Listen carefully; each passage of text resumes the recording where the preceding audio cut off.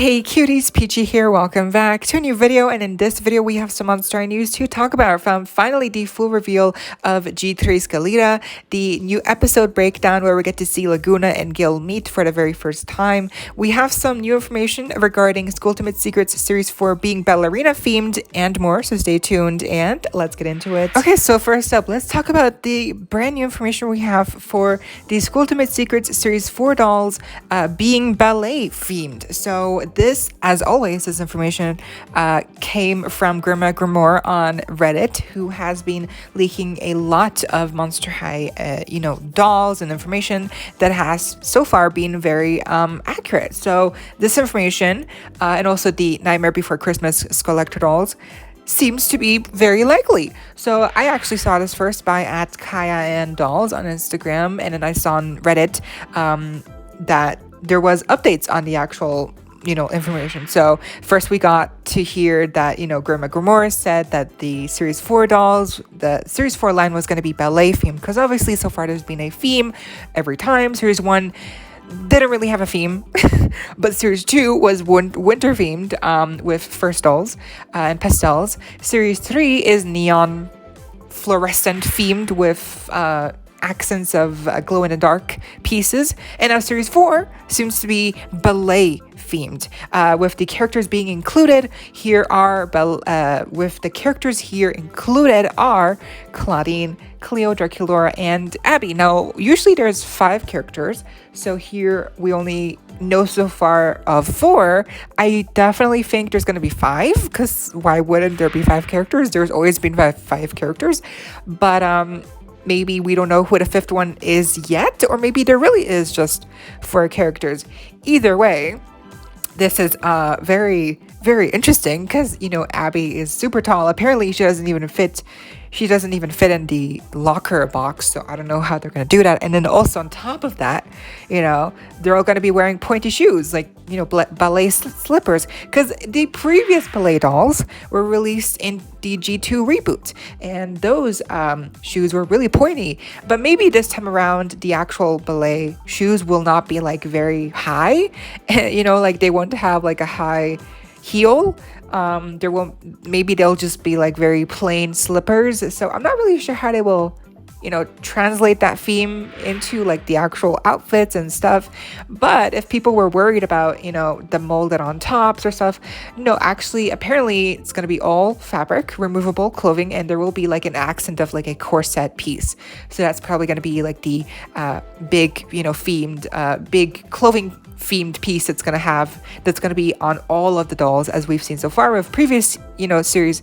They've all had like a single item that they've all had in common, like the first dolls with Series 2, Series 3 we had the hoodies, and now with Series 4 it seems to be that this corset piece is the main highlight piece for every doll, every character. So yeah, I'm very excited if this is true. If this is true, like how will they look like? I hope it turns out great. Again, 5 characters. Who will be the 5th one if there are 5? Abby is included, which is very exciting. I thought that we were going to get Skelita in a Series 4, in this Series 4 Skultimate Secret series, and but I guess not, maybe not. So maybe, yeah, I don't know who else will be included here, but this is very exciting. Just let alone with like the ballet theme, like that's just already like, okay, I'm intrigued. You got my attention, Mattel. So let's hope that it goes well. No poly, like just please make it good. And people they seem to be excited about this theme for the 4th series, which is insane. We're already at the 4th series. Can you believe that? And even now some people cannot really get their hands on the 1st series, so it's just a little bit insane. It just goes to show you that Mattel doesn't really care, and they just keep pumping out these dolls without regarding like if all the people if all the customers, if it's all accessible to everyone worldwide, which I don't think they are. But I mean, let's see. I'm excited. The characters, except for Abby, they're all mainstays in the series so far. So I do hope that in the 5th character will be like Twyla or Gulia. I don't know, like maybe a boy character. I don't know. I don't think they would do that, but like also it's ballet themed. But hey, ballet, men do it too. I feel like we all think ballet and we're like, oh, it's girls. But no, ballet, men, it's a vital role, you know, that they have to play in the plays. So Deuce could be here. Who's to say? But probably not. As we know, probably not. But hopefully, even then, hopefully it'll be like a character that we don't see much of. Like I don't know, Twyla. I keep thinking maybe Gulia, right? She's had only 2 dolls so far, so Gulia could use more dolls. I feel like she would be cool. Or I guess, I don't know, I guess Laguna, I would like to see her too, even if she's not a, you know, like if she's a reoccurring character, so it wouldn't be interesting. But like Laguna, I feel like she would be cool in a little tutu and like little bubble shoes. I don't know. But yeah, this is exciting for sure. And then we finally have the official reveal of Stitched in Style. Frankie shared via, you know, their official Monster High account on Instagram. So they revealed that, you know, the doll will be available on, at the end of October, actually next week, I believe. So yeah, $50, Amazon exclusive. That's still true. But yeah, she's coming if you're interested. I'm assuming they will leave a link in their story when the time comes, but yeah, she's coming soon, and I think she's a really pretty doll. Now, next here, I wanted to share this defect that at Girlies and Ghouls shared to their story from their Electromelody in box. The oh my gosh, the design on the flocked side of Electra's head. The silver part, that's the Off-White logo, it seems to be flaking off. Like, it's just coming off directly, and so that is definitely not okay. For $150 US, like, that is unacceptable. Like, it's literally flaking off. And previously in a different video, we also took a look at Symphony Melody. Her eyebrow, her like face screening was chipping off too. So there seems to have been some defect happening like this for people. So that is definitely not okay. And then the worst part is that they later on updated that they were not able to return the doll and get a new one, you know, for that one, because that one's obviously defects. Because apparently Mattel's like, well, sorry, she's out of stock. So whoopsie daisy. Sorry. Like, basically they said, oh, that's too bad. That's too bad. Yeah. Oops. Like, they basically just didn't have a solution. They just said, like, yeah, she's out of stock. Sorry. We can't do anything about it. So that's even worse. So not only is the defects, like, we're seeing defects happening on various dolls, but also if you do have a defect, apparently chances are you might not even be able to return her and get a new one, because they might be sold out anyways. So that is amazing. The first half of the episode starts off with Claudine and Howleen and Barkimedes going out into the human town to, basically Claudine's giving a tour to the other two from the human town, because they've never been, and apparently now they're of the age where they start to be able to transform into their human forms, and so they're really curious about how that all looks like. And so Toralei is also gaining that ability of becoming a human on every full moon, but she actually still hasn't had her transformation yet, while the others have, and that's why they're so excited. The others go to the human town, so I get to see Howleen and Barkimedes in their human form. They're all really just amazed by everything, even the trash in the human town. So Barkimedes is showing off his skateboard skills, which gets the attention of Buddy. He's a human guy from Claudine's town, and they become best dudes in no time. They're so cute. And Claudine's like, yeah, no, that's Buddy. He's a monster hunter, so keep away from him. Especially because apparently the transformation for them to be human only lasts as long as the moonlight actually shines upon them directly. If there's like a cloud in front of the moon, for instance, they transform back into their, werewolf form immediately, which definitely makes things a lot more trickier.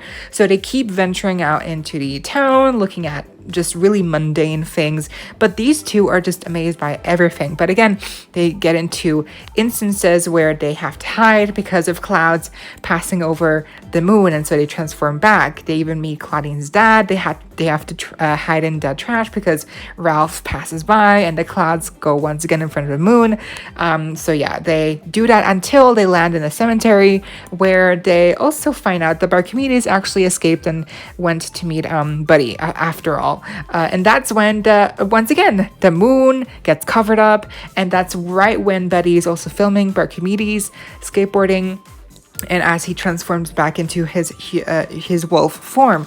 And so Buddy now has found out that he is a werewolf. But unlike Claudine initially thought, he is actually not a monster hunter, and he actually deleted the video because he wants to preserve his friendship with Buddy, which I thought was really cute. And I don't know if it's just me, but I kind of get like a feeling that these two are like cute, like they're, yeah, you know what I mean? Like we've seen so far a lot of queer representation in the series, so who's to say Archimedes, you know, and Buddy, like, I mean, come on, like, who's to say? It could work, it could be a thing. I ship him, okay? But yeah, so they leave, they go back to Monster High. Oh, Howleen also brought back like a whole briefcase because she's into that, I guess. And Archimedes is already planning out his first letter to Buddy, which is, again, so cute. And that's when Torlai calls Claudine, trying to pretend, oh, she's human now, basically, but it's just a filter. And I thought that was just really funny that she's like really trying so hard to be like, yeah, I'm in my human form. You know, such normal behavior. Now, the second half is obviously all about Gil, his introduction into the series officially. Also, Werecat twins, they're in the background. So Laguna is working on her, novel, graphic novel, because she's super into drawing and writing her stories. It also helps her process her chomp. It basically just, it helps her with her anxiety and stuff. And then that's when she sees Gil, as Deuce and Frankie are giving Gil the tour of Monster High. And so she's like, who is he? She's obviously fallen in love. She's super into him. She has a crush on him. And then she rushes over to him to get a closer look as Gil leaves with Deuce to his dormitory. Then Frankie tells her that he's a freshwater monster, and then she's like, oh my god, it's perfect, just like in my novellas. It's never meant to be, but they're supposed to be. Like it's always like the same thing from two different worlds, but they're supposed to be together. And so Laguna's already planning like her whole entire future with him, and first by getting the perfect meet cute with him, because it's always like what she reads in her novellas. So Frankie is like, well, isn't there like a book where they also just get to know each other normally? But Laguna, she's already gone. She's off to plan her meet cute, first trying to dance and impress him that way, but she gets stuck to Goobert and he doesn't even notice her. And then the second attempt is her being really smart in class. So she starts listing a lot of vampires in class, but then she forgets that she even stayed after class, like no one's there anymore because no one cared.